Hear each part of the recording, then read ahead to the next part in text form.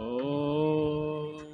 भूर्भुवः स्वः तत्सवितुर्वरेण्यं भर्गो देवस्य धीमहि धियो यो नः प्रचोदयात्।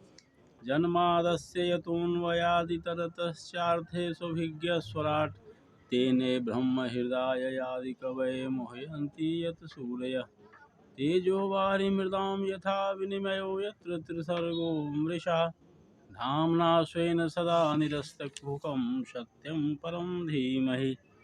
वन्दे राधापदाम्भोजं ब्रह्मादिसुरवन्दितं यत्कीर्तिं कीर्तनेनैवं पुनाति भुवनत्रयम्। वासुदेवसुतं देवं कंसचाणूरमर्दनं देवकी परमानन्दं कृष्णं वन्दे जगद्गुरुं।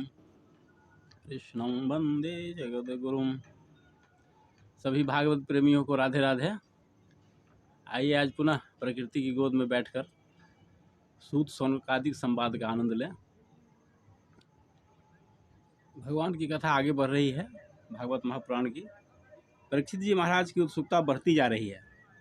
उन्होंने पुनः जानना चाहा, जो तीसरे स्कंद में उन्होंने जो कथा सुनी थी सृष्टि विस्तार की, उसके संबंध में उन्होंने पुनः सुखदेव जी महाराज से पूछा कि परमहंस जी, भगवान ने इस सृष्टि के क्रम को कैसे आगे बढ़ाया। इस प्रश्न पर सुखदेव जी महाराज बड़े प्रसन्न हुए और उन्होंने कहा कि प्रचेता पुत्र के संबंध में जो तुम सुने हो, तो प्रचेता पुत्र दक्ष ने सृष्टि के क्रम को आगे बढ़ाया। वे भी प्रजापति थे। उन्होंने जल थल आकाश में रहने वाले देवता, असुर और मनुष्य की सृष्टि संकल्प बल से की, लेकिन उन्होंने चाहा कि इस अभी सृष्टि का विस्तार और हो, तो इसके लिए वे तपस्या करने के लिए अघमर्सन तीर्थ चले गए। कुशल संतान उत्पन्न करने के लिए तपस्या करना पड़ता है। इस बात की चर्चा हम लोग कई बार कर चुके हैं। बिना तपस्या का कुशल संतान नहीं होता है, यह बात तय है। आज के विज्ञान ने भी इस बात को स्वीकार किया है और यही कार्यक्रम चल भी रहा है। हमारे अखिल विश्व गायत्री परिवार के द्वारा एक नई पीढ़ी निर्माण के लिए यह प्रक्रिया चल रही है। तो इस बात का समर्थन प्राचीन ग्रंथों में भी है कि तपस्या करना ही पड़ेगा, चाहे जिस रूप में हो, कम हो या ज़्यादा हो, युग के अनुकूल जितनी हो सके उतना ही सही, नहीं तो आप सुपुत्र की आशा मत कीजिए। तो अघमर्सन पर तीर्थ चले गए। वहाँ उन्होंने भगवान की कठिन तपस्या की और हंस गुह्य नाम के स्रोत से उन्होंने भगवान की स्तुति की। हंस गुह्य स्रोत बड़ा ही दिव्य श्लोक है और उसमें 12 श्लोक हैं।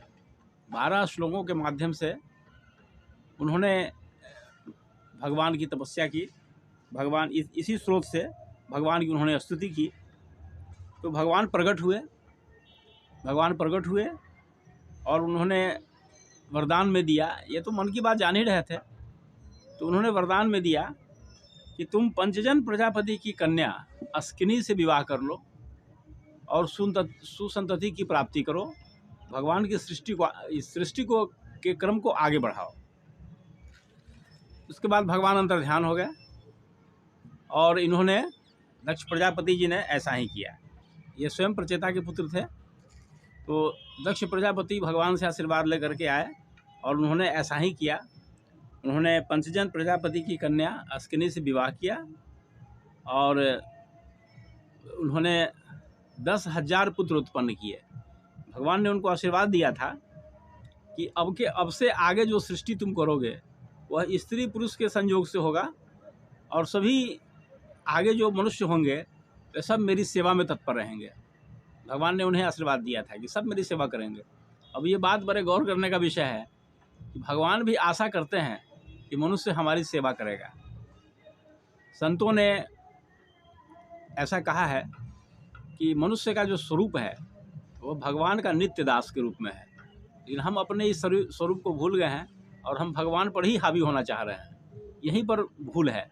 भगवान ने जो स्वतंत्रता दिया है जीवात्मा को, ये इसी स्वतंत्रता का दुरुपयोग जीवात्मा करता है और स्वयं भगवान बनने के चक्कर में पड़ जाता है। तो भगवान ने कहा है कि सब हमारी सेवा में तत्पर होंगे। तो भगवान मनुष्य का जो स्वरूप है जो नित्य स्वरूप है वह है भगवान का नित्य दास, और जो लक्ष्य है वह है परम धाम की प्राप्ति। बस ये दो चीज़ हमको याद रखना है कि हम मूल रूप में भगवान के नित्य दास ही हैं। अपने इस स्वरूप को हम याद करें और इस पर चिंतन मनन करें। तो दक्ष प्रजापति ने भगवान के आदेशानुसार हर्यश्व नामक 10,000 पुत्र उत्पन्न किए। फिर इन्होंने अपने सभी पुत्रों को सृजन करने का आदेश दिया कि तुम सृष्टि का क्रम आगे बढ़ाओ। तो फिर यहाँ उन्होंने भी तपस्या करने के लिए नारायण सर नामक तीर्थ में जाना पसंद किया, तपस्या करने के लिए गए वहाँ, क्योंकि उनको भी सुपुत्र चाहिए। हम इसकी चर्चा बार बार किए हैं कि सुसंतति की प्राप्ति बिना तपस्या के नहीं होती है।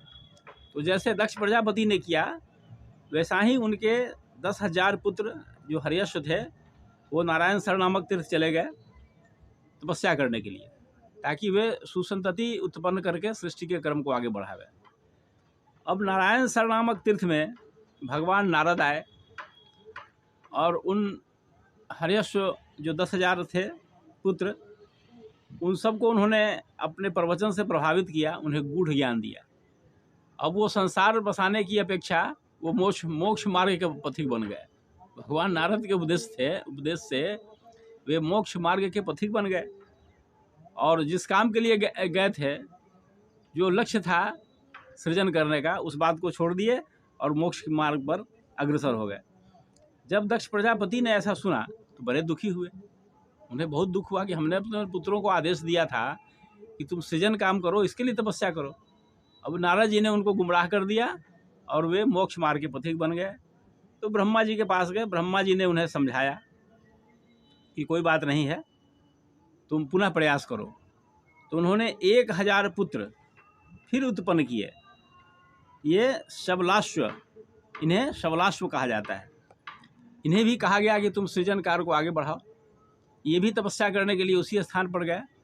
पुनः नारद जी आ गए और बड़े भाइयों को जो गूढ़ ज्ञान का उपदेश दिया था वही उपदेश इनको भी देना शुरू कर दिया। और भगवान नारद के गूढ़ ज्ञान से प्रभावित होकर के ये भी मोक्ष मार्ग के पथिक बन गए। अपने भाइयों का अनुसरण किया और ये भी मोक्ष मार्ग की ओर अग्रसर हो गए, मोक्ष पथ के पथिक बन गए। पुनः जब दक्ष प्रजापति ने ऐसा सुना तो उन्हें बहुत दुख हुआ, और जब ये भी सुना कि नारद जी के उपदेश से ऐसा हो रहा है तो ये नारद जी पर बहुत गुस्सा आया। बहुत इनको गुस्सा आया नारद भगवान पर। कहा कि नारद जी को तो ऐसा नहीं करना चाहिए। उन्होंने बहुत फटकारा कि तुम मेरे पुत्रों को गुमराह कर रहे हो,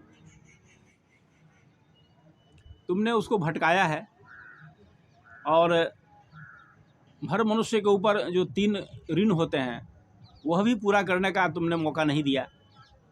नारद जी को वे कह रहे हैं तुम भगवान के पार्षदों में कलंक हो। बहुत डांटा उन्होंने नारद जी को कि तुम भगवान के पार्षदों में कलंक हो, तुम्हें लज्जा नहीं है, तुम बेशर्म इंसान हो, तुम बेशर्म हो, ढोंगी हो। और उन्होंने श्राप दे दिया कि तुम लोकांतरों में ऐसा ही भटकते रहो, तुम्हारा कहीं ठिकाना नहीं मिले, तुम ऐसा ही भटकते रहो लोकांतरों में।